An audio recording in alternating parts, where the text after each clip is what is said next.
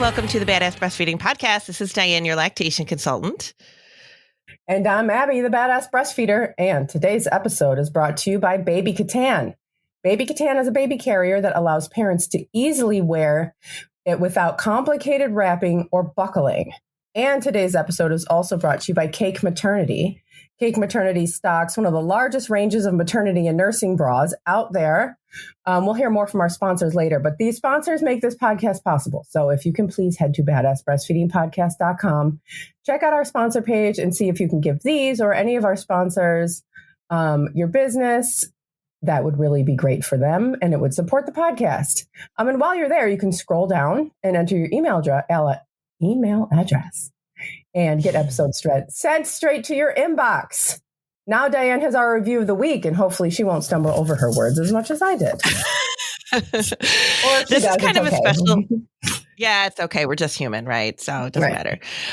This is a special review of the week. This actually came to us from somebody's partner, who says, "My wife, Victoria Filiatru, is a devout listener to your podcast series. When we had our son 3 years ago, she found your podcast soon after. This podcast, along with breastfeeding our son, inspired her to change her profession and become a lactation consultant. We moved from Kentucky to South Carolina with the hopes that if I made a little more money and a different job, she could focus on making her dream happen. Not only did she get hired as a lactation consultant, she got the job while 7 months pregnant with our second child. She now works with an amazing team of women, and as my wife says, she now has her dream of a dream job. The joke always being that she would never even have dreamed she could have had as good a job as being an LC.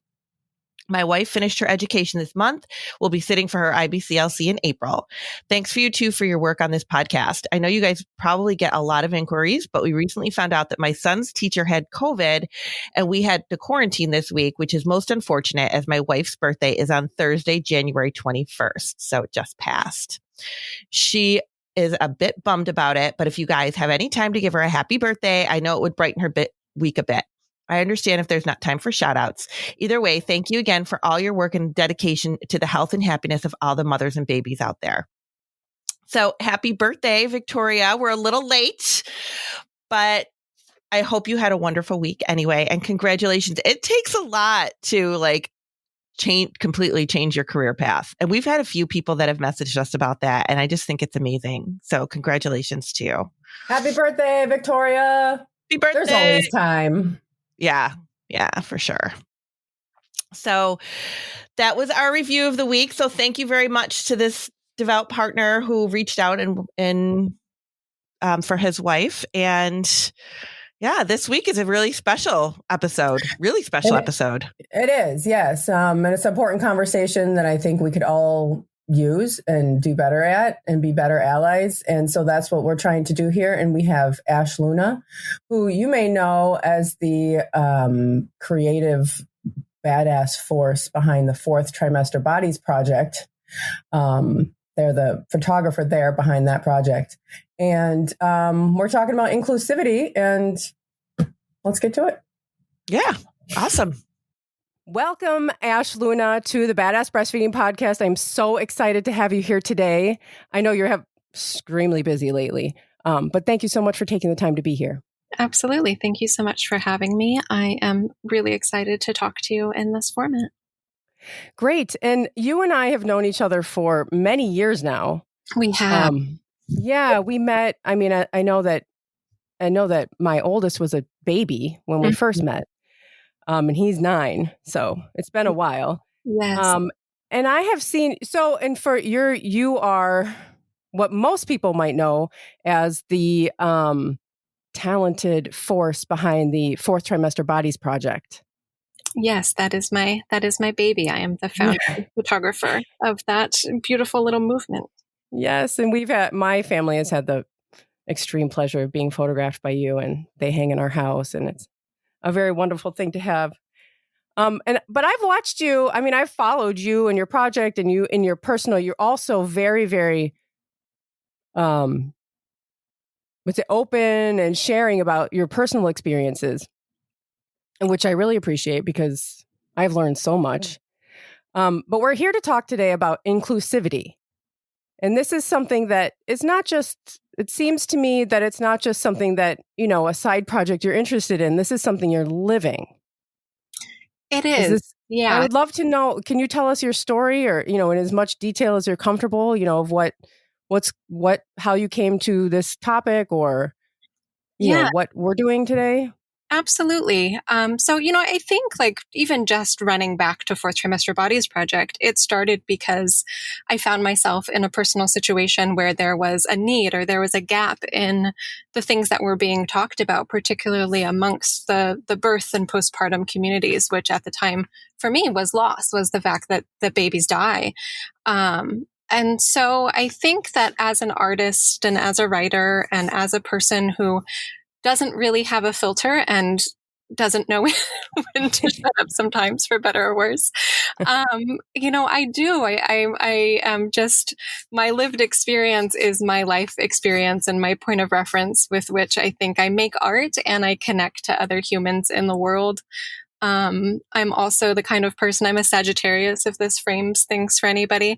But I'm a person that feels justice and injustices at my core. And since I was a little kid, have been righting wrongs whenever I come across them. So I have kind of just lived out loud, as cheesy as that phrase is, for as long as I can remember. And I think through Fourth Trimester Bodies Project, when my work and my art became really public, I, for the first time, had the opposite personal experience. I took some perhaps wise, but also harmful advice from a PR person early on to kind of quiet my personal story and myself, because the more vanilla I was, the more palatable my project was to the most amount of people. And so I didn't talk a lot about who I was and what my life experience was outside of the story that I shared within the project, which was very much my pregnancy and birth and postpartum story. For a really long time. And then, life happened. My personal relationship that I was in at the time ended for very good reason. And I was free of a lot of things and really just decided, I'm not getting any younger. I want to be an example for my children of authenticity. If nothing else, I want them to be able to know that who I am and what I exist as is true, so that they can hopefully, have that same experience themselves without ever feeling like they need to put themselves in a box or quiet themselves down. So, through the work of the project and through parenting my kids, I just kind of had this, in some ways slow and in some ways really overt, multi-level coming out experience, I think. As the parent of a disabled person, or a few disabled people, actually, my eldest is very neurodiverse. And so we've had to navigate that. My middle kiddo is physically disabled and developmentally disabled, and we've had to, create our space in the world as people who, realize this world is not made for us in those ways. And then Nova, that same middle kid, came out to us about age 3 as a human. We now know that they're non-binary, trans, agender. Those labels shift a little bit. But they had this kind of grand coming out, and we really had to catch ourselves up to language and advocacy for them, especially as a person who, because of their disabilities, interacts with a lot of care providers and a lot of spaces where people's focus are things other than their identity. And so I think it's easy to kind of pathologize some things, even if it's gender, so that they can focus on something else. And so I learned how to advocate for them. And through that advocacy, realized that, I myself, I've always known I was a queer person since I was a very young kid. But I never quite understood what my gender was or how it fit. I knew that I didn't feel like a girl or a woman. I also know that I very much do not want to be a man. And nobody had ever really given me permission or understanding to exist in the space between, except for Nova, my 8-year-old. And so I kind of had these revelations of self. And then I think especially again, existing in a space mostly surrounded by women and mothers and pregnancy and birth, really started to feel the scratchiness of not belonging in that space, which I think just added another personal, layer for me of advocacy, and kind of framing inclusivity in a new space, because, as we know, not all pregnant people are women. Not all people that feed their babies with their bodies are women. Not all people that give birth are mothers. And so my personal frame of reference has, definitely led the charge, but it's also connected me with communities that, outside of myself, outside from other queer, trans birthing people, that really connect and intersect with other communities that are marginalized and oppressed in ways that, I, as a person with privilege, who's educated, who's white, very much feel a responsibility for doing what I can in the spaces I exist in to push the boundaries of inclusivity and give other people voices, to exist in those spaces in a way that is more equitable, that is more safe. And thus concludes my 17-minute rant. It was not 17 minutes. It was about 7 minutes, and that was perfect.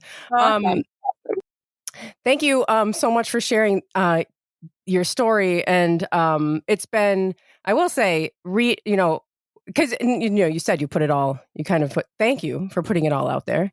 I'll say that this conversation is something that I think that this podcast let's start here, that, we need a good, healthy dose of, learning kind of what you were saying. I loved the way you said the spaces in between, because to me, that's what it kind of comes down to, right?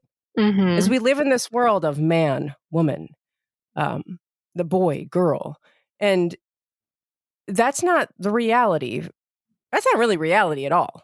No. Yeah. Right? And go ahead. Yeah, it's not real. And it's interesting to start, we could have 12 adjacent conversations, I'm sure, about, why it is that way. But so many of us exist feeling like, there's two binary boxes, and that relates to everything, right? Not just gender, but, I fit here, I fit here. And there's not a lot of margins or space for that to vary when, the opposite is actually true. We all exist on spectrums or, in more circular ways than we give space for.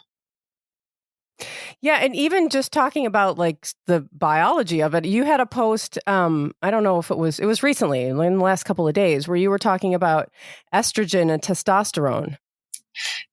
Yes. Yeah. And how like, well, females have estrogen and males have testosterone, and how that's not accurate at all. Yeah, it's not. And some people really don't know. Yeah. And I think I always hope that the way that I advocate and educate is not something that's off-putting to folks. I know a lot about the things that I know a lot about, but that's been a process. We were all ignorant to XYZ at some point in time. And there's a meme that I think I share very, very frequently that, says that it's okay to admit that you were previously speaking from a less informed space. And I think that is really applicable to these conversations because, sometimes our brain just, again, puts things in boxes and we assume that, oh, yes, women have estrogen, men have testosterone. That's how that works. That's how the biology is. And then we learn that that's not true, that all humans exist with varying levels of those hormones. And there are, cisgendered women who have more testosterone than cisgendered men. But we don't go around testing everybody's hormones before we decide, where they belong. We just make these assumptions. So I think sometimes even that basic information is really eye-opening to people in understanding, the fluidity that is the human existence. Yeah. Yeah. And so for this audience is made up of mostly people who are breastfeeding. Yeah. And so this conversation is very relevant here in this space. And how do you, so in your opinion, how, or, from what, or from your own experience, we can say, how does breastfeeding kind of intersect with this inclusivity conversation? Yeah, I think, again, it's something that exists on a spectrum. From my personal experience, I have fed humans with my body for coming up on a decade now. And I think I use the very broad we as educators and activists and lactivists and people who, feel strongly about this. At some point along the way, in our attempt to even, normalize breastfeeding and reduce some of the stigma surrounded it, ended up almost marginalizing ourselves and marginalizing our communities a little bit more.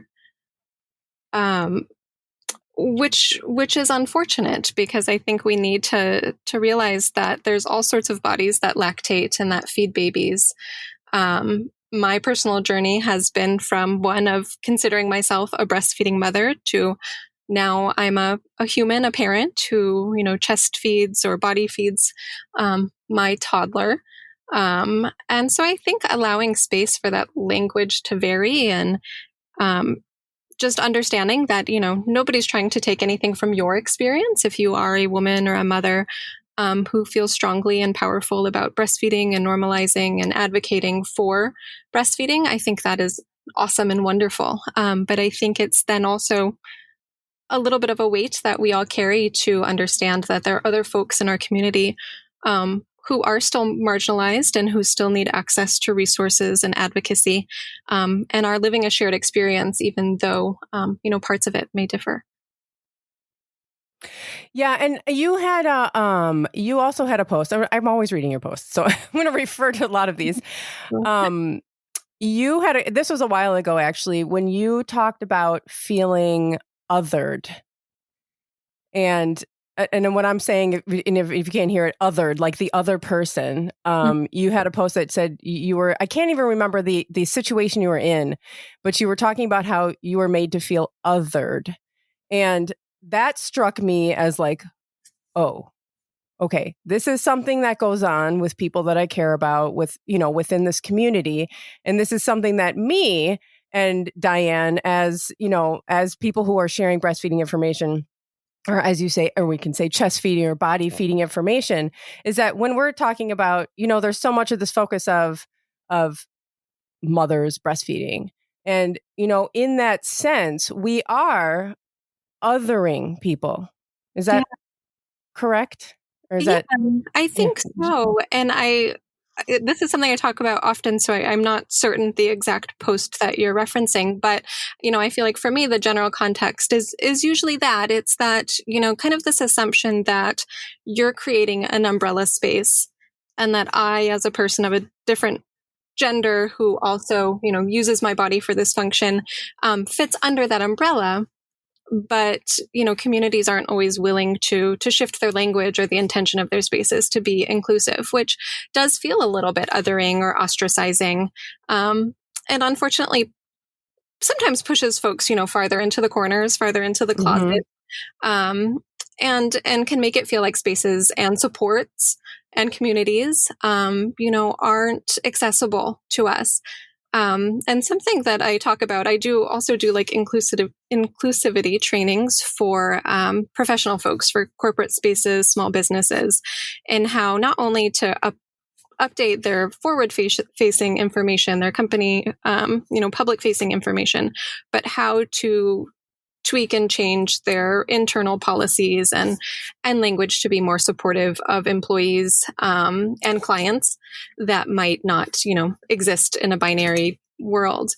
And one of the things that we talk about a lot is that, they'll say, this space is for women and non-binary people, or women and trans people, or, and they think that by making those small shifts, they're being inclusive, right? That's what it takes.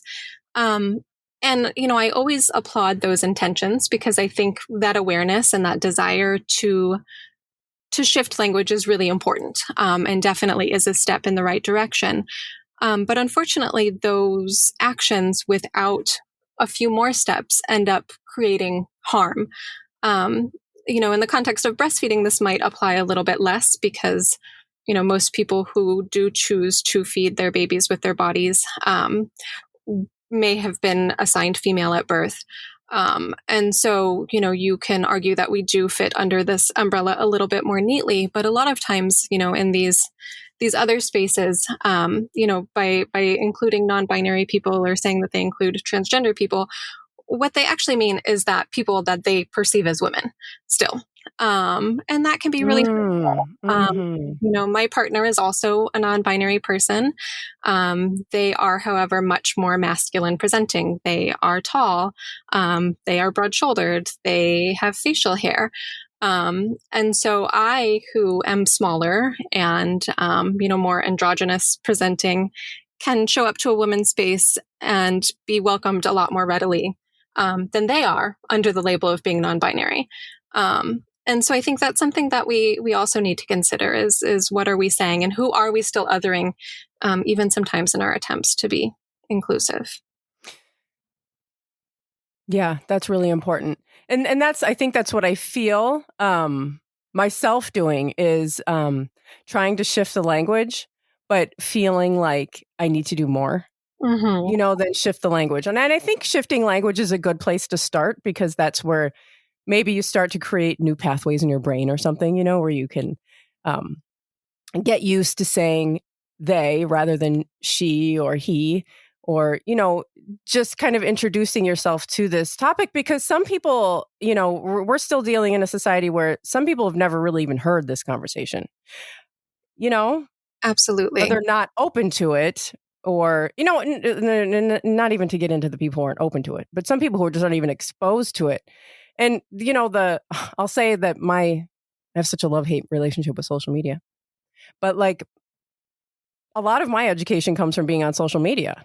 Yeah. Oh, and just reading and following people and just taking the time to see what they're saying about themselves and their experience. Absolutely. It's a great space for education. In fact, I just saw my therapist for the first time in like a year yesterday. And I joked with her about how valuable she is. But, we were talking about how the past year has been. And I joked that, as valuable as you are and as much as I need you in my life, sometimes there's these awakenings that happen on social media from other people who like share my experience or, share my past traumas even. Sometimes they just say something in such a way that it clicks and you have that aha moment of, wow, that's a piece that I was missing. So yeah, I too have a love-hate relationship with social media. But the labor that is done there, the education that is offered up, can be really invaluable.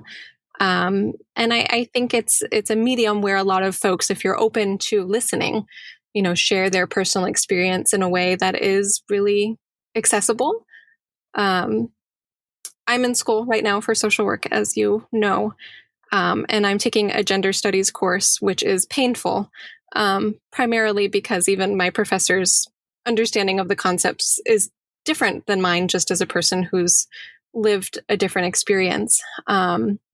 But we had to have a conversation after a few folks said some harmful things about, the matters that we were discussing. And I really appreciated how she framed the conversation, and that she acknowledged, a lot of people come from a place where these concepts are new to you. You've never met a queer person or a trans person or a non-binary person, or you've been raised in a culture or a religion that has taught you that these concepts are somehow harmful or wrong. And that's okay. You don't necessarily have to change your viewpoint or your understanding. But the conversations that we are having are about science, and they're also about lived experience. And so, if you approach things with a level of respect that this is another human's experience, and are willing to just observe and listen, that, sometimes that's enough. And while I would love for all of our society to become more expansive, and remove some of the barriers that exist for, queer and trans people literally just existing in our communities, I think we start by taking that step backward and doing what my professor called for, and just, acknowledging that these conversations we're having about, gender variance and, the spectrum even of biological sex. Those are scientific, those are facts. And then when we build on top of them, the experiences of actual humans, whose lives we value, it starts to become much easier to kind of wrap your head around these concepts that might initially seem weird or new or scary to folks. Yeah, because it is, and I think that this is where we get into this, to this thing where people are feeling they're weird, they feel strange, they feel uncomfortable, this is new to me, I don't know what to do. And then we get into a lot of these situations where I think, and I know happens, where it says, well, I don't know what to say, I don't want to say the wrong thing, so I'm going to say nothing. Yeah. And, nobody wants, harmful things to be said, right? We don't want to hurt one another. Mm-hmm. But I would rather, 20 people say the wrong thing and we be moved to have a conversation and a corrective experience and then try again to do better than have, those same 20 people not say anything. Because that's how we learn. That's how we grow. It's okay to stumble and mess up along the way, as long as that willingness exists. For sure. And I love the idea of practicing too, is like something that, and for me, that's something that comes along with social media, is that I read this stuff all the time, but I don't actually like talk about it that much because it's social media is just something that you're reading in your head, right? So the idea of like practicing, like with my husband, he works with a couple of people who are coming out in various ways as well. And, we were like practicing this week, like talking, and it's amazing how much you just mess up. Yeah. And then we look at each other and we're like, they. Like, oh, yeah, right, they. And practicing helps. Yeah. And it's something that I never even would have considered unless I'd like read a meme about it or something. I'm like, oh yeah, like practice. Practice saying it, practice doing it. And I think the other thing too for me that I following people too is like, nobody expects you to be perfect. You're going to mess up. Mm-hmm. And then I think that we have this whole like this thing where it's like, I'm going to be like mortified and devastated and ashamed if I mess up and if somebody has to correct me. But what if we kind of change the narrative on that of like being corrected is totally fine? Yeah. You know, and just go, oh, right. And then, keep going. Correct yourself. Keep going. Absolutely. I'm so glad that you mentioned that because, we encounter that all the time. People do feel and they might feel embarrassed and that's fine, but you don't need to. We all make mistakes. And what you just said is so important. Correct yourself and move on. Sometimes I think people do feel that embarrassment or, they feel bad. And so suddenly it becomes about their feelings, and you end up having this whole side conversation about how bad they feel for misgendering you, which ultimately feels much worse than the fact that they've misgendered you. And yeah, just say, "Oh, I'm sorry." They move right along. Right. Absolutely. Yeah, you don't turn it into this like, "Oh my God, I'm so sorry. I'm so sorry." Yeah. And then you're like, now the other person has to like stop what they're doing and comfort you. Right. Yeah. It's like, we don't need to give that responsibility to anybody. Just correct yourself and move on. It's okay. Absolutely. And I think, so rarely in our culture, we have these opportunities to just take simple ownership of things. And I think that's one of the things that these kind of exercises really highlight for me is that you can own something, apologize, and move right along. Nobody's harboring, oh gosh, on Tuesday at 3 p.m., Abby, called me she instead of they. And gosh, we're going to have to talk about that. No, it's fine. Just keep on going. Right. And trust also that if you really did actually hurt somebody's feelings and that you weren't aware and you didn't apologize or something, that if this is somebody, a reasonable person, which, most of us are, they'll bring it up. Absolutely. Say, hey, I noticed I noticed earlier you said this, or, I don't know, we'll just bring it up and we can talk about these things and we can move on. Absolutely. And no, you're right. No one's going to sit at home, like, stewing in anger at you. We are talking to Ash Luna, and now we are going to take a short break to hear from our sponsors, and we'll be right back. Today's episode is brought to you by Baby Catan. Baby Catan Baby Carrier offers an innovative, ready-to-wear, patented design, allowing parents to easily carry baby without any complicated wrapping or buckling. Simply slip it on like a t-shirt and choose from 5 positions that best fit you and your baby. Their sizing calculator will ensure you find your best fit. For the breastfeeding parent, the Baby Catan Baby Carrier assists and promotes successful breastfeeding. The sash can be used as a discreet nursing cover while nursing on the go, but is small enough that it can be tucked away easily into a diaper bag or purse. The Baby Catan Baby Carrier has won numerous awards for Best Newborn Carrier over the years for its ease of use and functionality. Baby Catan continues to increase their product line with smart, simple, and stylish products that are designed to help promote the natural bond between parent and baby. Check out Baby Catan at babycatan.com. That's BABYKTAN.com and use code BADASS for 10% off your purchase. Hurry, because this offer ends on March 19th, 2021.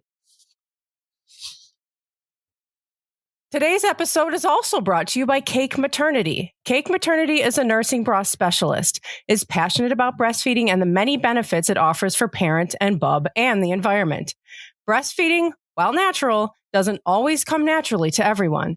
That's why they have made it their mission to empower breastfeeders as they mindfully navigate the world of parenthood and help make breastfeeding easier through experience-driven innovation.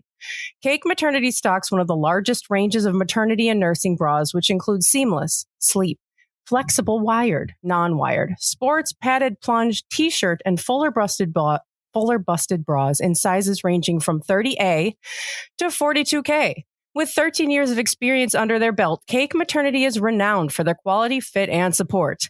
Cake has you covered for your maternity and nursing bra needs. Head to Cake Maternity, like chocolate cake, but cake, CAKE, maternity.com, and use code BADASS15 for 15% off of your order. And these sponsors and their promo codes can be found in our show notes under this episode on badassbreastfeedingpodcast.com.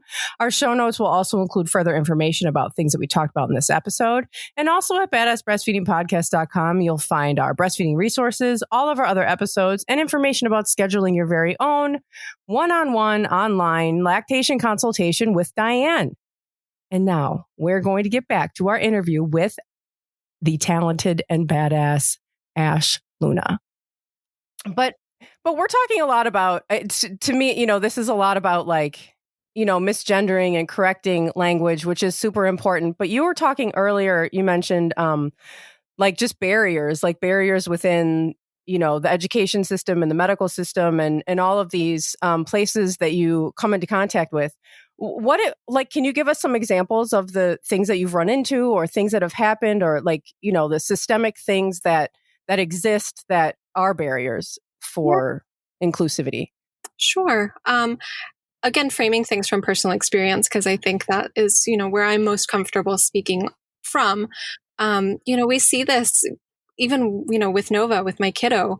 We'll go to the ER and they sometimes look usually look pretty androgynous, actually. Nova has short hair. It's usually a fun color. Really likes to wear sparkly dresses. But, if you're in the ER, you're in a gown, everybody kind of looks the same. We started noticing, and this is probably the first time that my eyes were personally opened to this. We started noticing how differently they were treated and how differently their pain was evaluated based on what gender the resident or the nurse who came in to initially speak with them, based on what gender they were assumed to be. If they were kind of coded boy, it was a lot of, buddy, you're so brave, you're so strong, we'll get this taken we'll get this taken care of right away. And if they were coded as girl, it was kind of like this, oh, poor, pitiful you, this is really sad sort of conversation.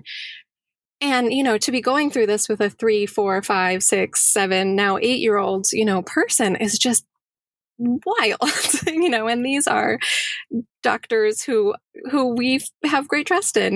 We use a world-renowned children's hospital. They are top-notch. We love them, but we really started noticing how pervasive this is even in children. So obviously this is where it starts. And then you look at grown-ups and the health care systems that we deal with. And for me as a person who up until a few years ago was still in the part of my life where I was growing and birthing humans, finding care, for those systems of your body, OBGYN, midwifery support, as a non-cisgendered, person is really hard because there's a lot of biases and a lot of coded language, and just a lot of, normalization and a lot of practices that ends up being harmful. Practices just assume, we're looking at uteruses all day. 100% of our patients, of our clients are women. We don't need to try any harder. And that's never been the reality, but also now I think as people are feeling more comfortable, societally, being out in community with one another, it's even more important for practices to have open language because it prevents people from seeking care that they really need.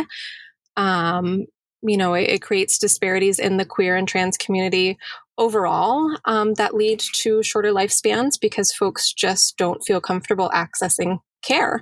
Even if you are a transgender person that has medically transitioned, sometimes you'll get a hospital band that has, the wrong sex marker on it based on, your genitals, not anything else.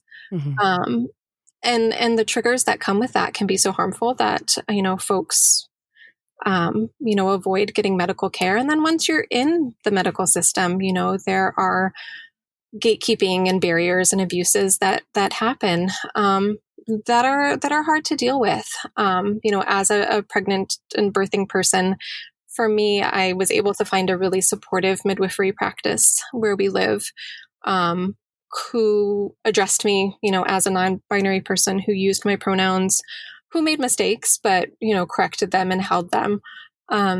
But when I got to a point in my pregnancy with my last kiddo where we realized it was going to be safe for us to try birthing at home, for a lot of reasons, that was an easy choice for us. But I think as it relates to my partner's gender and my gender, and also the fact that we've chosen not to assign a gender to this baby, that felt like a much safer choice, not having to navigate a hospital system, nurses, doctors that we hadn't been able to meet before, felt like a much safer choice. And there's a lot of privilege in us being able to make that choice that a lot of folks don't have. I was actually just talking with a young trans person this morning who wants to have kids in the future and knows that it's a couple years off, but is really stressed out right now about their stealth, which means that, they present as a man in most of their life and people don't actually know that they're trans. But knowing that they want to get pregnant and carry and birth a baby, even years down the road is like creating some serious mental health struggles for them right now because they know what they're up against. And so these are all little things that, shifts in language can, just break down barriers for. And, I haven't even gotten to the breastfeeding part of the journey, but, finding IBCLCs and breastfeeding support groups and lactation resources that are available to people that aren't cisgendered women who are lactating and feeding their babies is really, really hard. Again, thank goodness for social media where there are more vocal, people doing the work to connect and support people in these ways. But if you're trying to find those resources in your local community, and, we live in Chicago, we live in a great big city, even here, finding those resources, and if you can find them, finding ones that are accessible, affordable, are really, really hard. And these affect not only the outcomes for trans people and their families, but their children. And it starts to become this really big generational, cyclical problem that I think we're really just starting to talk about. Yes, I feel. Yeah, it feels like it feels like the conversation is taking off, and I hope that it continues. Yeah. But you mentioned mental health, and I think that is a huge thing to talk about. Is that this is not a situation where we just want to get it right because we don't want to feel bad about getting it wrong. This is something that is this is tied to people's identities. This is tied to when we're coming across these barriers, when people are suffering through these things. This has dire consequences to people's mental health. It really does. And, I think the medical conversation and this conversation as a whole, we haven't even scratched the surface on, how these disparities are compounded for, considering Black and brown people's lived experience. Like adding racial injustices into this conversation, adds a whole nother spectrum of harm and oppression and marginalization. But yeah, it's not just about, respectability or, ticking the boxes on a form easier. It really is about people's lived experience. And one of the best examples that I like to give when we're talking about this is, imagine existing in the world as a straight white man. Like you're the default.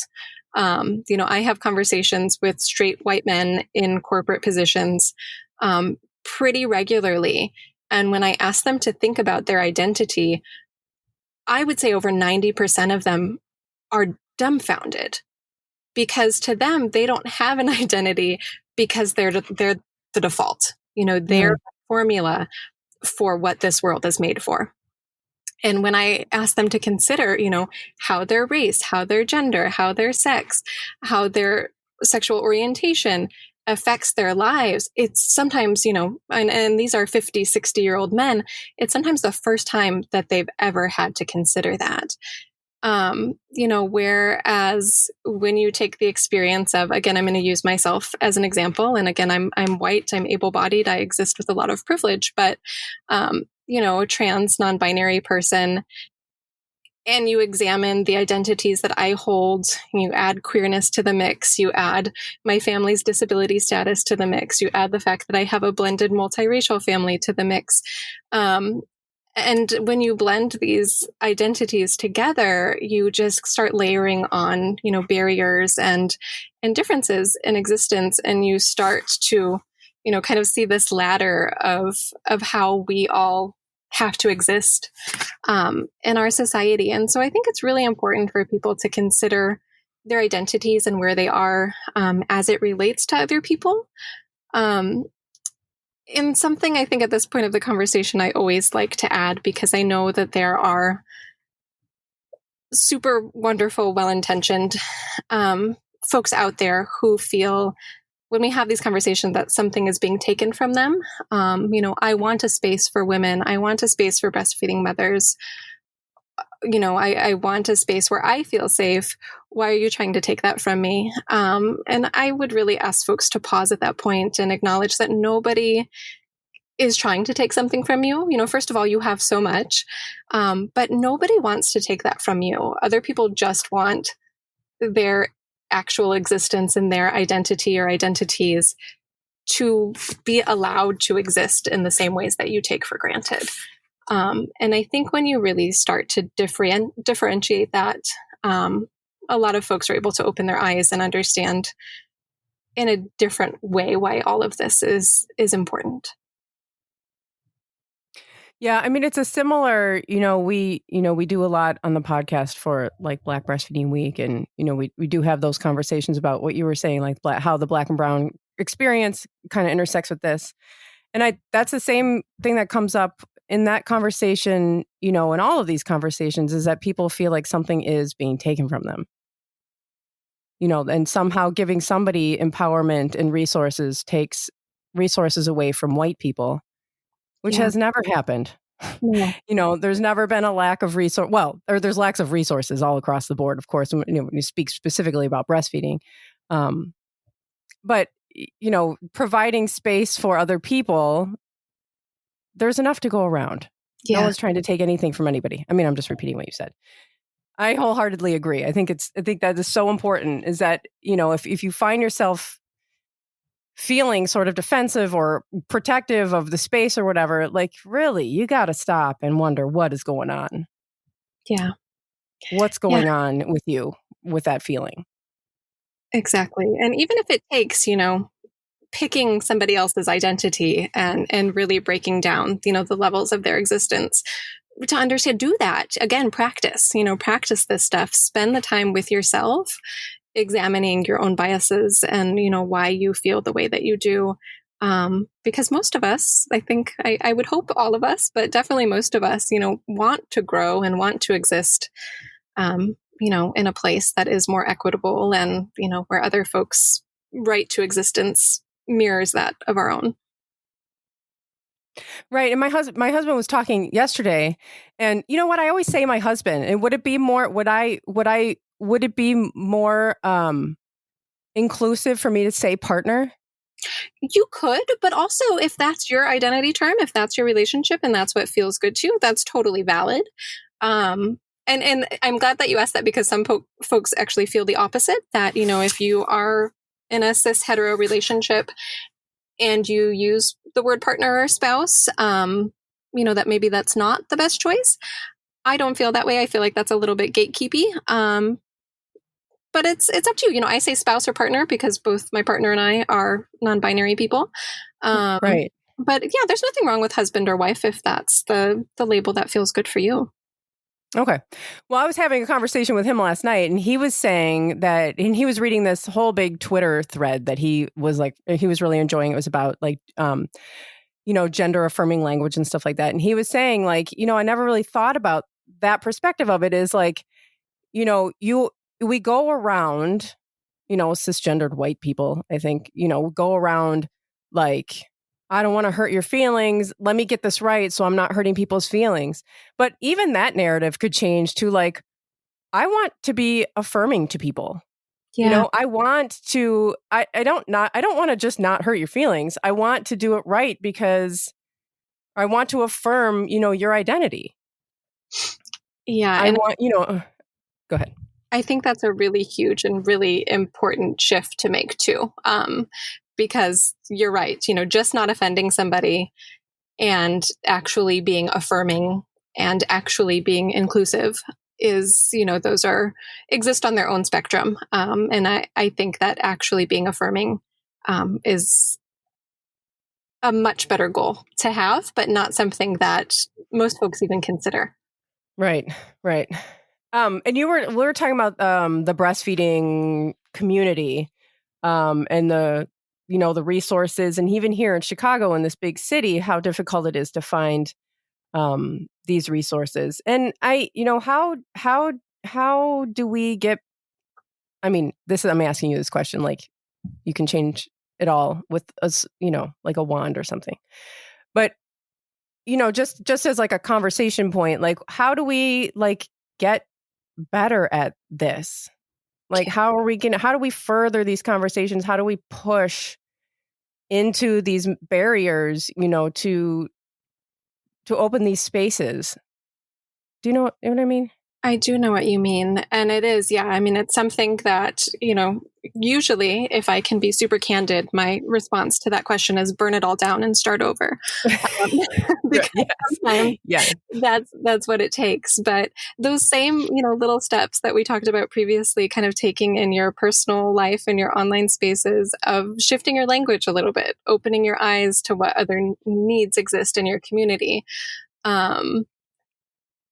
I think you start there and you grow, and it's not perfect. When you set the intention and start moving, nothing is perfect at the start. There's always growing pains. And unfortunately, sometimes as you grow a space to be more accessible and inclusive and affirming to, other populations, some of your base population doesn't always stick through it with you, which is unfortunate.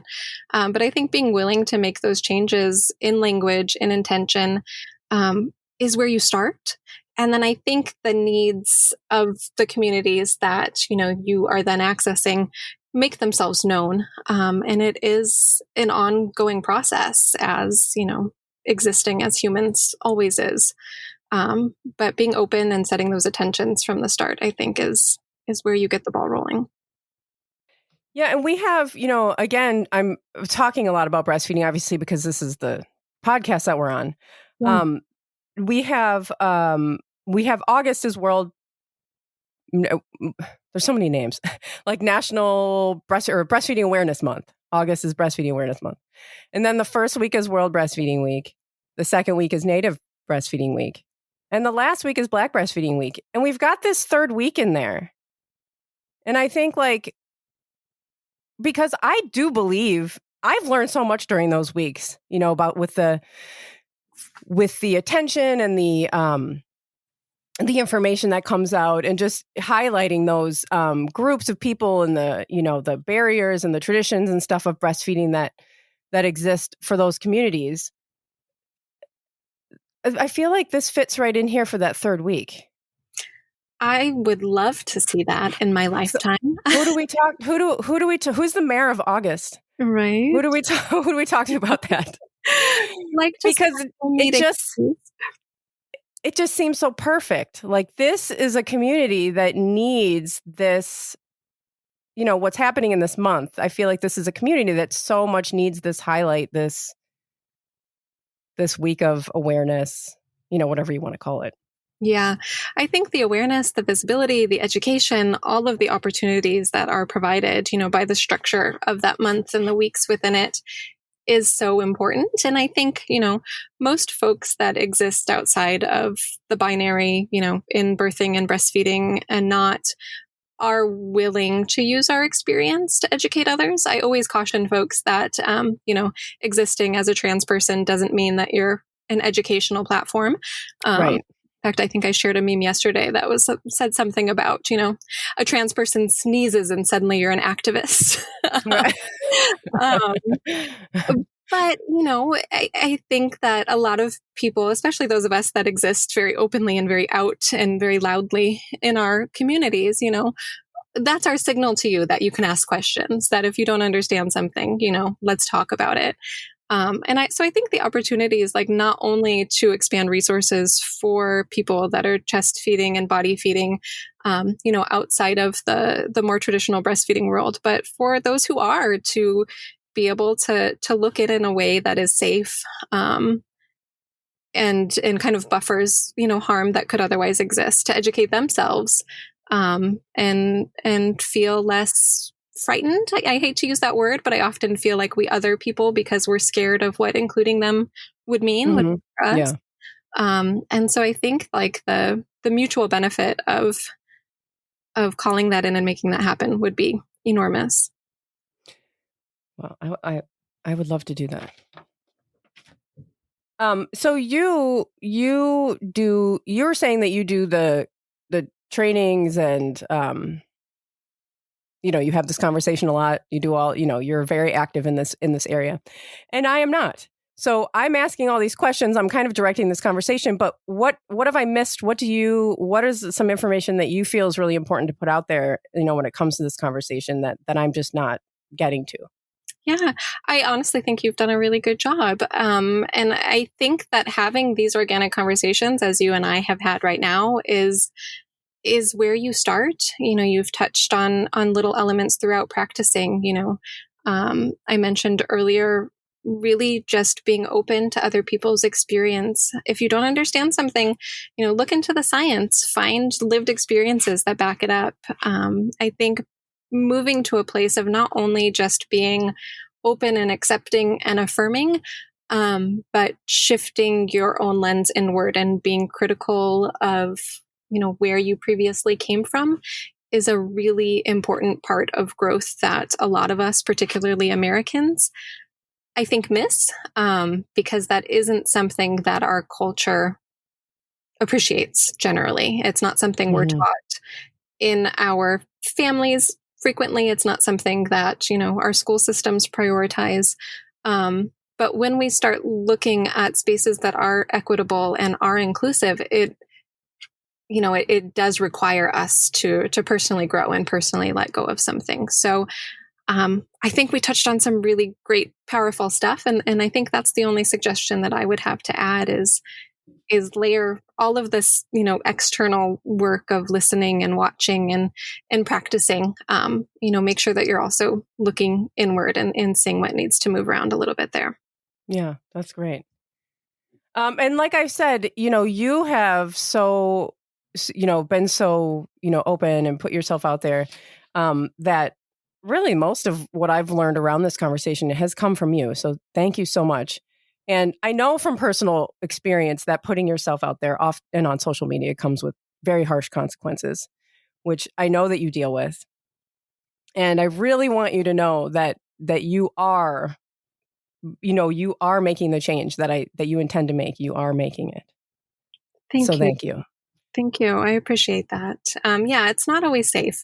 And I also kind of want to explicitly state that while I do put myself out there, and I am so grateful for friends and community, that hears me and my experiences and those of my family and learns from it, that, I also can't speak for everybody. And there are people whose experiences add to mine. There are people who come from different perspectives and viewpoints. So, also be aware of that as you're learning and growing in these spaces. And, there's always nuance. There always is. So, but yeah, I appreciate that. And it's nice to know, especially on those hard days when things don't feel safe, or, we've experienced something that's tricky, that, there's hopefully more good that's coming out of living our lives this way than not. Yeah. So, and for people who are listening, where are the spaces where they can come and follow along with your journey and kind of continue on this path? Yeah, absolutely. My personal website, which is undergoing an overhaul right now, is just my name, ashluna.com. And then on social media, primarily Instagram, you can find my personal account, which is open to the public, at Hello Ash Luna. And then we've talked about Fourth Trimester Bodies Project. So that account is the number 4. So Fourth Try Bodies on Instagram, Twitter, that sort of thing. And then I also run an account there with a friend and ally of mine that Stop Censoring Motherhood. That's adjacent to Fourth Try Bodies as well. Okay, that's a lovely account as well. Yeah. We'll put all of this stuff on badassbreastfeedingpodcast.com. If you weren't able to take notes fast enough, we'll put all the links on there so that you can follow along. And I just want to thank you so much for being here. This is a really wonderful conversation, and maybe you'll come back and have more conversations with us. Absolutely. Thanks so much for having me, Abby. And I would love to come back and chat more anytime. Great.